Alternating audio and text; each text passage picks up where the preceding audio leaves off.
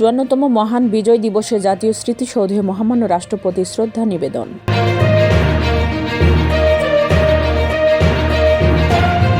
দিনের প্রথম প্রহরে জাতীয় স্মৃতিসৌধে বীর শহীদদের প্রতি শ্রদ্ধা জানালেন প্রধান উপদেষ্টা ড.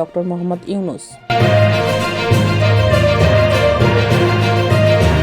আমাদের প্রজন্মের জন্য এটি প্রথম প্রকৃত বিজয় দিবস বলে মন্তব্য করেছেন উপদেষ্টা আসিফ মাহমুদ।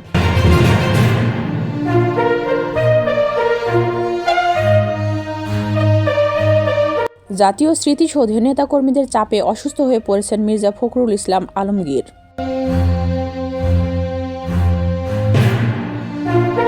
জাতির উদ্দেশ্যে ভাষণ দেন প্রধান উপদেষ্টা।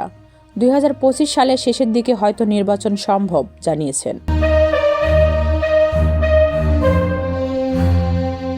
গোপালগঞ্জে বঙ্গবন্ধুর প্রতিকৃতিতে নিষিদ্ধ সংগঠন ছাত্রলীগের শ্রদ্ধা নিবেদন। বৈষম্য বিরোধী ছাত্র আন্দোলনের বিশাল বিজয় র্যালি।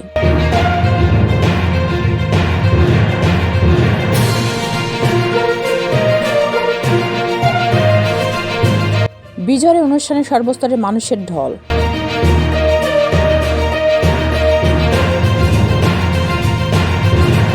মহান বিজয় দিবস উপলক্ষে বাংলাদেশ জামাত ইসলাম ঢাকা মহানগরে বর্ণাঢ্য র্যালি।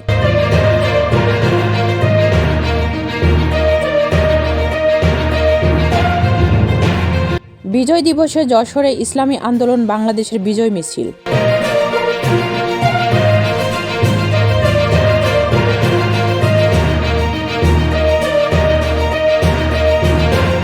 বিজয় দিবসের স্মারক ডাক টিকিট অবমুক্ত করলেন প্রধান উপদেষ্টা।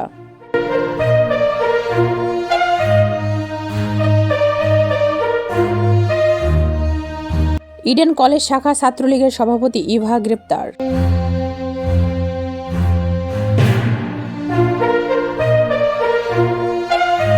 ২০২৪-এর বিজয়ের মধ্য দিয়ে আমাদের স্বাধীনতা পূর্ণতা পেয়েছে বলে মন্তব্য করেছেন উপদেষ্টা নাহিদ ইসলাম।